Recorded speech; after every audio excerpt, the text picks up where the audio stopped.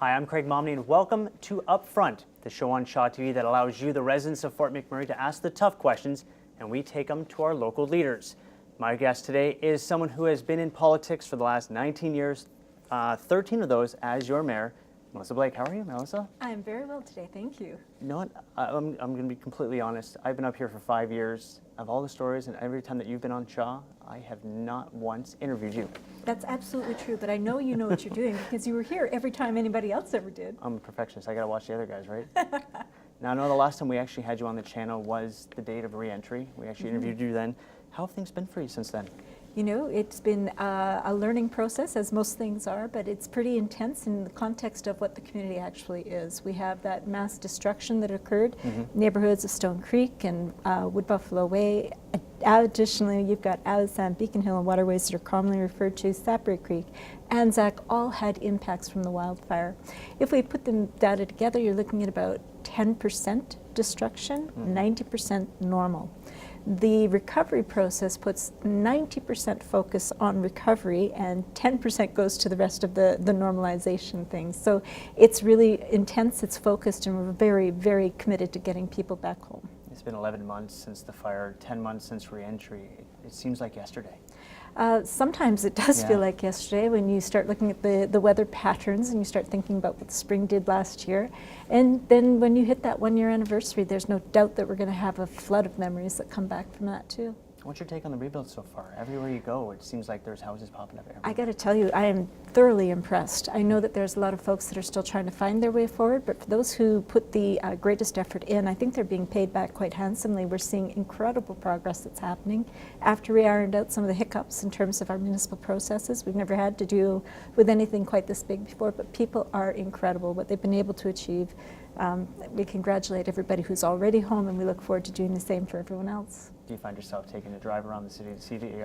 I do. Occasionally I just pop in on the neighborhoods and have a look to see the progress. I've got life that calls, and I've got children in hockey, so I've seen Beacon Hill more than any other community, and every time I go there's something new. I know, we work up in Beacon Hill, our office is right there, and it seems like every other week there's a new house popping up in one area and the other. It's amazing how quickly this progress is going. It is, and like I say, it's so important to the people that need their place to live, and I'm delighted to see it happening. Now, I know one question from the public is, May 3rd is fast approaching, the year anniversary. Will there be some sort of commemoration on that day? I know it's not a day of celebration, but just something as a remembrance for that day? Yeah, certainly. When we thought about the day as it approaches, we know there's going to be a barrage of reflection that happens. People will be exposed to the same things they were exposed to living it in real time, and we think that could be troubling for some folks. So the day itself is a dawn to dusk kind of activity based. It's very low-key, it's respectful. It's one that is intended to show people that we are all still together in the recovery that we're going through. So we have the Recovery Task Force that has created an entity that has worked with people. We've heard from people who want nothing. The good news is they don't have to come. We've heard from people who want everything under the sun. We're not looking at that, but we've had incredible sponsorships suggested by people who want to do things, and we don't want to discount anything. We just want our people to have a choice. It seems like it's a lot of it as well from the activities is more of a mental health thing too, as a more of a come together. Yeah, it is definitely the coming together. The day starts with meditation and even yoga, if you can stretch that far, which I can't. But then it goes into the afternoon of events. Anybody who has things they want to do will help and support. There's some spiritual elements, there's other elements, artistic and culture. You get into the evening, and now that's the community barbecue. And Shaw would certainly be familiar. They had a very successful barbecue on re-entry, and I'm hopeful that it'll be something similar to that, where people are just happy to be there and to be moving on. Now, we got a lot of questions from the public, but when we come back, Mayor Melissa Blake will take a shot at all of your questions that you submitted. You're watching Upfront right here on Shaw TV.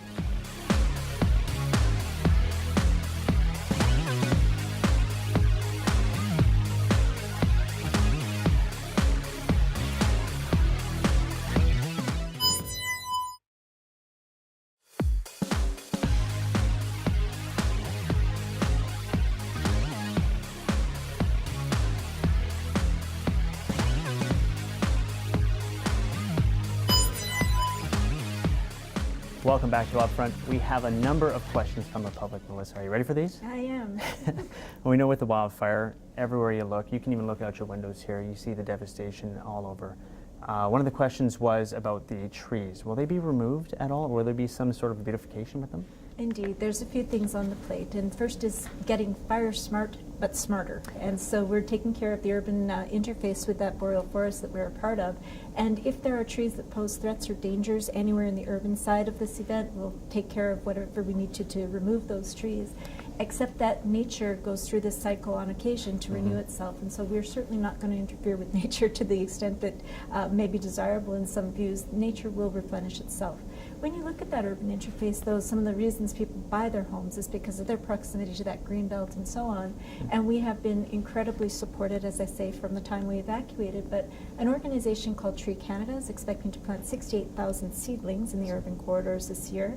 It's sort of the pilot. They've got 1,500 large boulevard trees that will come later. And when I say later, it will be when we're past the majority of construction, so that we're not interfering with the ability for this this wonderful contribution to take hold. Then you can look at other organizations that are saying, hey, we want to come and support you too. And I understand the St. Albert Boy Scouts are thinking about something big here. And what really presents as an opportunity is the volunteer effort of rebuilding that forest is something that we'll call on our citizens to support as well. Yeah, I think our local Boy Scouts are actually looking to have a hand in the replanting of trees as well. Absolutely, and I suspect even individuals will be able to sign up at some point. Now, I know with last May's evacuation, one of the questions was, while there's been a proposed alternate route out of town because it is only a one-way one out, are there still additional plans on having some sort of additional route into Fort McMurray and out? Without question. That plan has been imminent since 2005, I think, when we did our dangerous goods route study. And we know that it's not just magnitude events like a wildfire and massive evacuation, but for a community to have a single point of access to and from both sides of that river. We've got 3 bridges, and we're grateful for those, but they're all in the same spot. And what we need to do is find a way to divert some of the traffic in the event of a dangerous goods incident or anything else that would cause a flow disruption in traffic, and most imminently because of the safety factor that we've already experienced and we know we need. Now, what about Beacon Hill? I know every other neighborhood has more than one way out. Beacon Hill is a complete circle. Is there any plans on maybe having an alternate route for them as well? I know that through the Recovery Task Force work, they had been giving contemplation to what might be able to happen. It's a tricky area because you have slopes on 3/4 up, around 3/4 of the hill, and another route out is going to look like the same one that exists already. I have concerns that we may not be able to achieve what we set out to do, but I've had that concern since well before fire time, that every neighborhood should have 2 ways in and out. Now, with properties, people are selling their properties, rebuilding their properties. There's reports that property values have dropped $100,000. They're wondering if this will reflect homeowners and landowners' property taxes. Yeah, it sounds like an easy question, but it's a really tough answer I'm about to give. The first thing is your market value assessments are conducted the year before. So July 1st, 2016, they look at the neighborhoods that you're in and what sales values might have been in that neighborhood in that time frame. And then they make their educated assessor's guess as to what your house would look like for a new value. My home has gone down certainly on the assessment from 2016. I expect it to go down again the year after. And that would be not a bad thing if it reduced my tax rate, but it doesn't. What it means is that we have less revenue coming from properties that exist and more burden to share. So it could very well reflect on a higher tax bill from the municipal portion. But when you look at those tax bills, it's not all municipal. You certainly have the education requisition, which exceeds municipal taxes that we're obligated to collect and provide to the province. We've had some good news from them lately for the fire-destroyed homes, but there's other little things that go on your bills. So it's a combination of these things, and so I don't think a lower house value necessarily equates to a lower tax bill. Now, one of the biggest topics, other than the wildfire, has been the aging in place here in Fort McMurray. Someone wants to know, when will we actually see construction and shovels in the ground for this facility? We've seen some great progress being made in terms of consultation with the community. We, as a council, had an update a while ago that talked about the desire to see construction starting next spring. The spring was impossible. It's a planning period where they're working with the local stakeholders group, hoping that the contract will be let out next fall. And if that's the case, we really sincerely expect that we'll start seeing activity on the site more significant than the testing that's going on right now.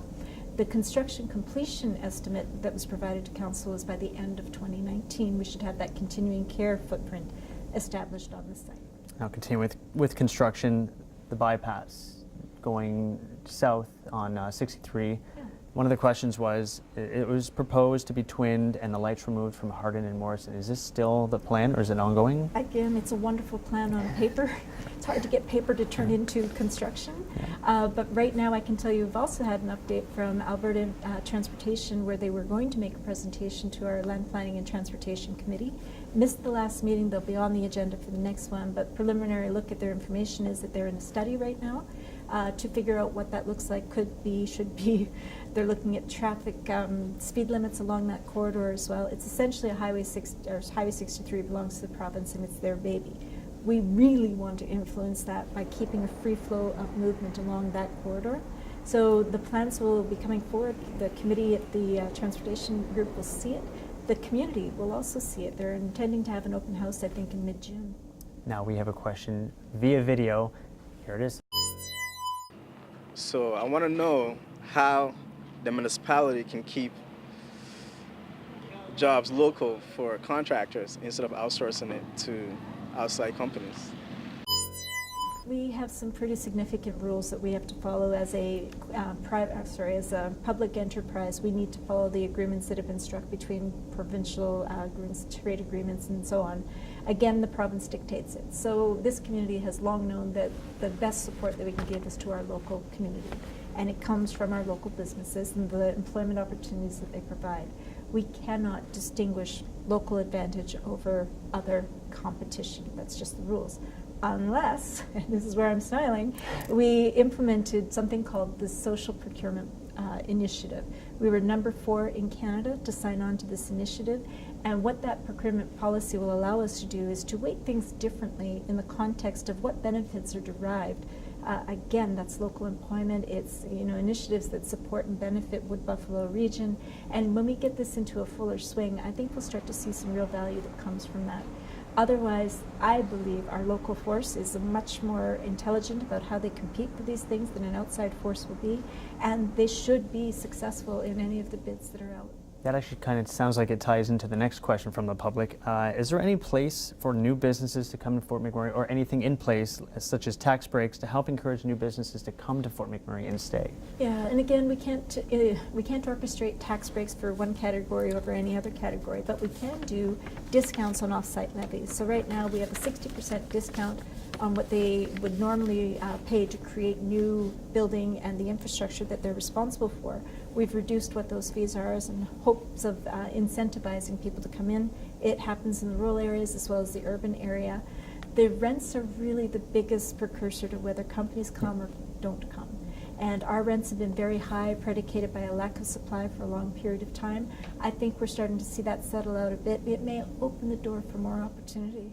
Now with the warmer weather coming out, everyone's going to be outside. This means off-roading vehicles will be out full force.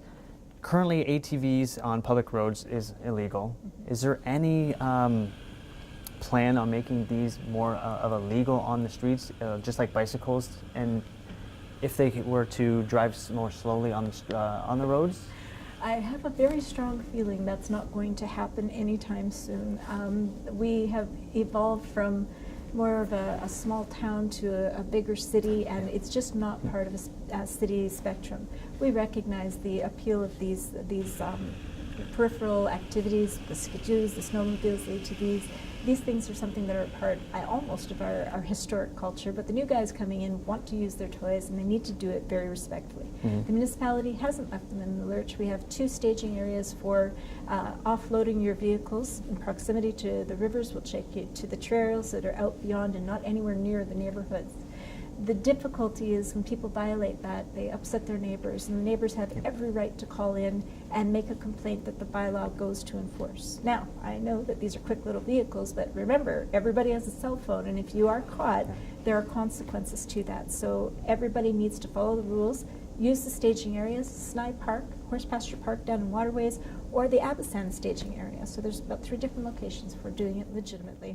Now, as we know, if you look around, this is becoming a family town. Like, there's more and more families moving in here all the time. What are the plans within the region to make this a more family town in terms of recreational activities other than winter sports? So say bowling or maybe mini golf. Well, I love the question and the ideas that get presented there, and I love going to grade 6 and having the children ask me, when can you build Chuck E. Cheese? And I have to respond, I can't build any of those things because they are actually private enterprise. What we need to do is ensure that they have access to places where they can create these things. Our fingers are crossed that we'll find some solution to what was once intended to be the downtown arena, which isn't going to be anymore, but if that's a site that turns into a mega entertainment kind of complex, that's where you're likely to see things that people are asking for start to take hold. And that's all the questions from the public. Those weren't too hard. They're actually pretty easy on you. Thanks. But if you didn't know, there's a municipal election coming up this October. We'll tell you how that involves Mayor Melissa Blake right after the break.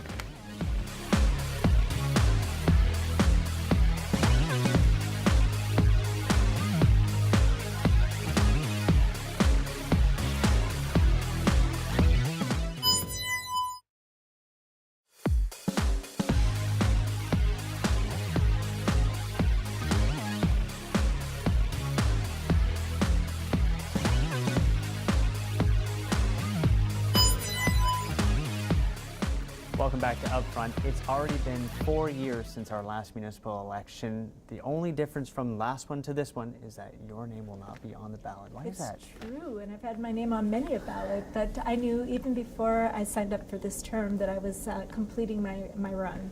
I was encouraged to run for this one, and I'm really glad that I did. I've seen incredible challenge in my early years. I've seen amazing recovery coming through the economic boom times that we've had, and so those assets that we've put in place certainly help to hold us steady for the future. Now we're at a very different point, and that wildfire has certainly added a new element of learning for me personally, and it is not the reason I'm not running. It's simply that I have served for 19 years and grown my family in between, but with much negligence, and so it's time for me, I think, to get back to my home, to my kids, to my house, and do 20 years of organizing, and really just be a part of the community in different ways. So yeah, I'm very blessed to have the wonderful husband that I do, and I think I've got a lot of flexibility for the future. With your experience as mayor of the region, we'll have a new leader as of October. Do you have any words of motivation or maybe some positive, encouraging words to whoever's going to be leading us in the future? You know, I would suggest that whoever this person is going to have a much easier time than I did in my first term in office. So I'm hopeful that the new person comes in with a new vision that respects where we are in the economy. We're a lot flatter. We're not going to see that massive growth again. I think that we are well equipped for a nice future. And that nice future can turn into a marvelous future by the infusion of new leadership. And as I say, I think we're still the land of opportunity. It's just different opportunity than before. 13 years of being in office. I know this is probably going to be a tough question, but what would you say would be your greatest accomplishment as mayor? I hate to say it, but it's easy. It was the thing that beleaguered us the most when we were trying to make the decision, and it was the final creation of the footprint at McDonald Islands, the inclusion of Shell Place. It is the McDonald Island facility, it's Suncor Community Leisure Center. It's having the pool there, it's having the library, it's having a real genuine hub for the people of the region. And you can walk in the doors and not have to pay and still enjoy some of the things that are happening in that facility. Is there anything that you would have done different? Probably tons of things I would have done differently. But overall, I go home with a clear head and heart every night, and so I try to make the best decisions that I can, given what I know in every circumstance, and there's very few regrets that I have. What's next for Melissa Blake? Next for me is just a really long, thoughtful period of deciding what comes next, and I have no dreams or illusions as to what I would like to do, but you're not going to see me in an election. From city councils to coming to this building every single day, are you going to miss it? Yeah, I'll miss it like crazy. I love this community, I love this job, I love the decisions that I get to be a part of. But I also love the opportunity for somebody to come in and give their choice and stamp on that. Well, thank you very much for being on the show today, Melissa. Thank you. And thank you for watching Up Front. If you have an idea of who you'd like to see in the hot seat, please contact us at gowithbuffalo@sgrb.ca or tweet us at ShawTV4MC. Thanks for watching. I'm Craig Momney, and we'll see you next time.